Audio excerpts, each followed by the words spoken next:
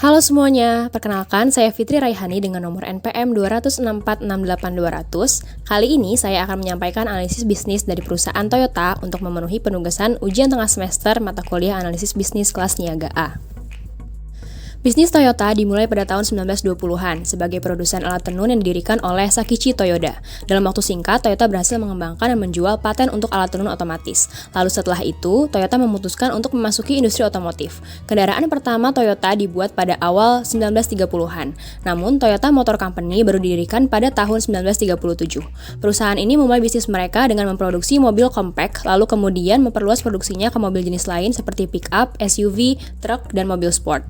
Saat ini Toyota adalah salah satu produsen mobil terbesar di dunia dengan lebih dari 10 juta kendaraan terjual setiap tahunnya. Perusahaan Toyota berkantor pusat di Jepang, tetapi beroperasi di 27 negara dan menjual ke lebih dari 170 negara di dunia. 90% pendapatan Toyota berasal dari penjualan otomotif. Akan tetapi, Toyota juga menghasilkan pendapatan dari operasi lain. Model bisnis Toyota sendiri terdiri atas 3 bidang, yaitu yang pertama, Toyota's Automotive Business. Penjualan mobil Toyota sebagian besar dilakukan di Jepang dan Amerika Utara. Merek mobil yang terkuat dan yang paling menguntungkan adalah Lexus dengan lebih dari 10 juta penjualan di seluruh dunia.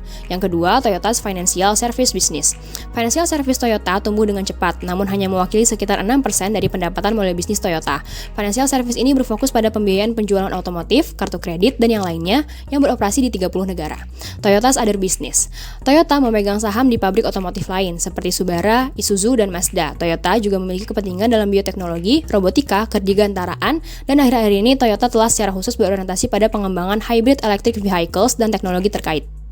Lalu, bagaimana performa dari bisnis model Toyota ini? Quality. Toyota berinvestasi dalam development, design, production, dan after sales untuk mempertahankan kualitas terbaik. Hal ini menempatkan merek Toyota masuk di dalam jajaran merek otomotif teratas dalam hal keandalan, kualitas, dan daya tahan. Speed and dependability. Toyota telah berhasil mengatur kembali aliran produksinya dengan berfokus pada kesederhanaan sehingga meningkatkan kecepatan pengiriman. Sekarang, perusahaan memiliki sistem produksi just in time dengan struktur biaya yang terkendali.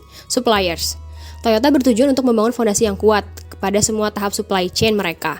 Untuk mencapai itu, perusahaan telah membangun hubungan yang erat dan dapat dipercaya dengan sebagian besar supplier mereka.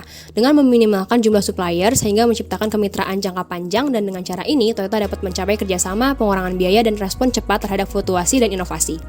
Wide range and cost. Model bisnis Toyota tidak hanya didasarkan pada satu mobil, melainkan menyediakan berbagai macam produk kepada pelanggan karena Toyota memproduksi model yang berbeda untuk pasar yang berbeda, dengan sistem produksi fleksibel yang mapan.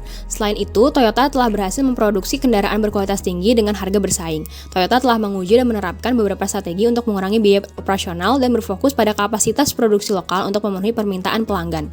Toyota Business Model Canvas. Customer segment dari Toyota yaitu perusahaan publik dan angkutan transportasi di seluruh dunia. Value proposition dari Toyota yaitu mobil yang andal dan berkualitas tinggi dengan harga yang wajar atau bersaing.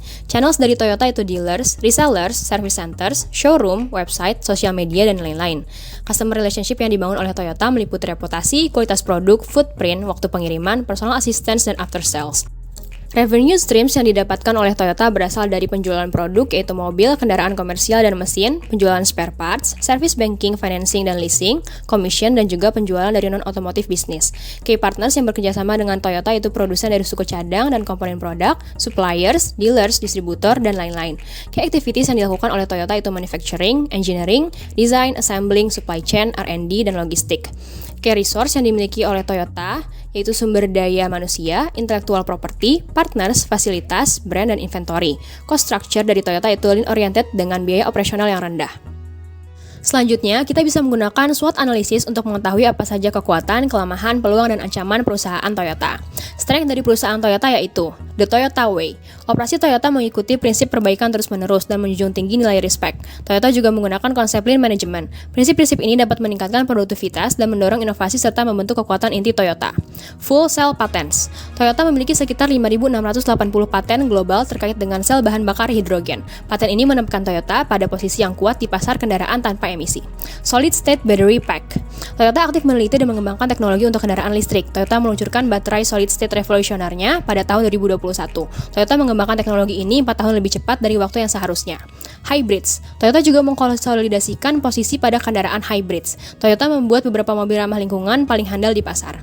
Strong Stock Performance. Meskipun pandemi melanda, saham Toyota masih lebih baik daripada produsen mobil lainnya. Saham Toyota hanya menunjukkan penurunan 15% dan hal ini menunjukkan ketahanan perusahaan. Weakness dari perusahaan Toyota yaitu recalls. Meskipun Toyota menetapkan standar untuk mengontrol kualitas, desain, dan produksinya, namun hasil produksinya tidak sempurna. Misalnya, awal tahun 2020, Toyota menarik 700.000 kendaraan karena pompa bahan bakar yang rusak. Strikes. Mematuhi standar kontrol kualitas yang ketat sambil mempertahankan produktivitas dan profitabilitas yang tinggi terkadang membuat manajemen Toyota berselisih dengan tenaga kerja. Baru-baru ini, para pekerja di pabrik Toyota di India melakukan pemogokan karena masalah tenaga kerja. Rigid hierarki. Toyota memiliki hierarki yang kaku, di mana order mengalir satu arah dari atas ke bawah. Hierarki yang kaku memungkinkan kontrol yang lebih baik, namun dapat menghambat kreativitas dan fleksibilitas. Partial Global Presence. Toyota memiliki penjualan yang kuat di AS, Eropa, dan Jepang, namun tidak di Afrika, Amerika Selatan, dan Timur Tengah. Untuk benar-benar menjadi perusahaan global, Toyota tidak boleh membiarkan wilayah ini tidak dieksplor. Teknologi gap. Saat ini Toyota masih mengejar ketinggalannya dengan Tesla. Para insinyur menemukan bahwa teknologi yang dimiliki Tesla 6 tahun lebih baik daripada Toyota. Opportunity dari perusahaan Toyota yaitu Flying Car Project. Startup Jepang SkyDrive berhasil melakukan uji terbang berawak pertama dari mobil terbangnya. Toyota adalah salah satu perusahaan yang mendukung SkyDrive. Meskipun SkyDrive harus mengatasi banyak rintangan teknologi dan peraturan, Toyota yakin investasinya ini di perusahaan dapat membuahkan hasil.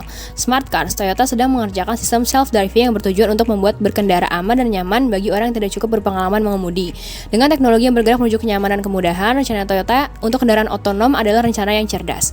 Nanomaterials. Perusahaan AI Toyota ini berinvestasi di Carbis, pengembang nanoteknologi yang berbasis di Atlanta. Nanomaterials dapat membuat kendaraan lebih ringan, lebih kuat, lebih tahan lama, lebih tenang, lebih dingin, dan lebih aman. Cloud and AI Technology. Banyak sektor memanfaatkan kombinasi teknologi berbasis cloud dan AI untuk meningkatkan pelayanan terhadap pelanggan mereka. Cloud dan AI adalah peluang penting yang harus dimanfaatkan Toyota. Big Data. Pembuat mobil menggunakan data yang dihasilkan kendaraan dengan cara yang menarik seperti predictive maintenance, use-based insurance, dan autonomous driving.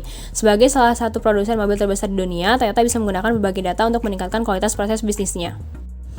Threat dari perusahaan Toyota yaitu trailing Tesla. Pada tahun 2020, kapitalisasi pasar Tesla 175% lebih tinggi dari Toyota, dan Tesla yakin memberi Toyota persaingan ketat dalam teknologi bahan bakar post-fosil. COVID-19 restriction. Pandemi ini sangat berdampak pada daerah-daerah penjualan Toyota. COVID-19 akan mengancam pertumbuhan Toyota. Economic crisis. Pada kuartal kedua tahun 2020, keuntungan Toyota turun sebesar 74%. Toyota memperkirakan kelemahan tersebut akan terus berdampak pada kinerja di masa mendatang. Competition. Rival dari Toyota itu Tesla dan Volkswagen sudah menyamai langkah Toyota. Toyota tidak boleh terpeleset karena jika hal itu terjadi, maka akan menjadi pukulan kritis bagi Toyota. Dalam menghadapi kompetisi eksternal industri, kita bisa menganalisis proses bisnis Toyota menggunakan framework Porter's 5 Forces Analysis. Kelima faktor dalam Porter's 5 Forces Analysis mampu mengidentifikasi berbagai tantangan dan masalah yang dihadapi Toyota. Bargaining power of buyers. Pelanggan Toyota dapat secara langsung mempengaruhi proses bisnis yang dilakukan. Pelanggan dapat mempengaruhi jumlah pendapatan yang masuk pada perusahaan Toyota.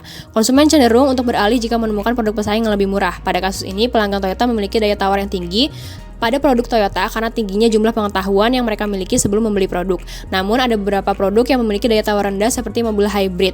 Hal ini dikarenakan sedikitnya produk alternatif yang tersedia. Bargaining power of suppliers. Toyota bergantung pada just-in-time dan lean manufacturing supply chain. Toyota biasanya menggunakan supplier yang berlokasi dekat dengan unit manufaktur sehingga daya tawar supplier akan tinggi. Threats of new entrants. Untuk masuk ke dalam industri otomotif merupakan sebuah hal yang sulit karena diperlukan kapitalisasi yang tinggi. Oleh karena itu, ancaman akan pendatang baru pada industri ini sangat rendah. Toyota sendiri mencapai skala ekonomi yang besar karena berproduksi pada pasar internasional sehingga dapat menurunkan harga dan bersaing. Selain itu, diferensiasi produk dan brand identity yang kuat dari Toyota juga mampu mengalahkan pendatang baru pada industri. Threats from the substitute product. Toyota menghadapi ancaman yang rendah terhadap produk pengganti. Namun pada daerah yang kurang dijangkau oleh Toyota, produk pengganti ini akan menjadi ancaman karena pelanggan tentunya akan membeli produk yang mudah dijangkau oleh mereka. Oleh karena itu, Toyota harus membuat produk kendaraannya terjangkau, nyaman, dan mudah diakses oleh konsumen. Rivalry of existing players. Persaingan yang ada di dalam industri otomotif sangatlah agresif. Terdapat banyak jumlah pesaing dari Toyota seperti contohnya General Motors, Volkswagen, BMW Group, Honda Motor, Ford Motors, Hyundai Motor, Nissan, dan yang lainnya. Walaupun Toyota dapat mempertahankan posisi kepemimpinan secara global dalam penjualan, namun General Motors tetap memiliki pangsa pasar tertinggi di AS. Namun Toyota memiliki keunggulan produk yang terdiferensiasi dan desain produk yang tidak mudah dikalahkan. Sistem produksi kendaraan Toyota Motor Corporation menggunakan sistem supply chain yang disebut dengan Lean Manufacturing System atau Just-in-Time System. Toyota Production System dibuat berdasarkan dua konsep, yaitu JIDOKA yang dapat diterjemahkan sebagai otomatisasi dengan sentuhan manusia, seperti ketika masalah terjadi dalam produksi, mesin dapat segera diberhentikan untuk mencegah produk cacat produksi. Dan juga konsep Just-in-Time, yaitu di mana setiap proses produksi hanya menghasilkan apa yang dibutuhkan untuk proses selanjutnya dalam aliran yang berkesinambungan. Just-in-Time ini juga berarti membuat hanya apa yang dibutuhkan, ketika dibutuhkan, dan dalam jumlah yang dibutuhkan. Berdasarkan kedua filosofi ini, Toyota Production System dapat secara efisien dan cepat menghasilkan kendaraan yang berkualitas satu persatu yang sepenuhnya dapat memenuhi kebutuhan pelanggan. Toyota Production System didasarkan pada filosofi penghapusan total semua pemborosan seperti persediaan berlebih dan limbah produksi untuk mengejar metode produksi paling efisien. Sistem ini berakar dari mesin tenun otomatis Sakichi Toyoda yang kemudian berkembang menjadi konsep just-in-time yang dikembangkan oleh Kiichiro Toyoda, pendiri dan presiden kedua Toyota Motor Corporation. Selanjutnya, melalui filosofi daily improvement dan good thinking, good products, Toyota Production System telah berkembang menjadi sistem produksi yang sangat terkenal di dunia. Semangat monozukuri atau semangat membuat sesuatu yang saat ini disebut sebagai Toyota Way juga telah diadopsi tidak hanya oleh perusahaan di Jepang dan dalam industri otomotif, tetapi dalam kegiatan produksi di seluruh dunia dan terus berkembang secara global. Tantangan terbesar yang dihadapi Toyota yaitu harus tetap bersaing dengan banyak perusahaan. Hal inilah yang menyebabkan Toyota harus selalu berinvestasi dalam inovasi dalam mengembangkan produk dan alat baru untuk terus beradaptasi dan mengantisipasi bagaimana industri otomotif akan berubah dan menghindari kerugian yang mungkin terjadi.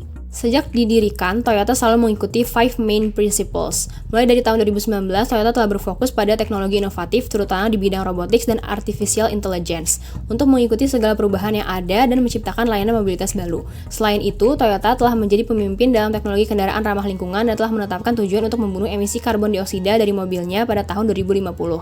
Jika inovasi seperti ini terus berjalan dan dilaksanakan, Toyota pasti mampu untuk menghadapi hambatan dan tetap menjadi merek otomotif teratas di dunia. Thank you for watching.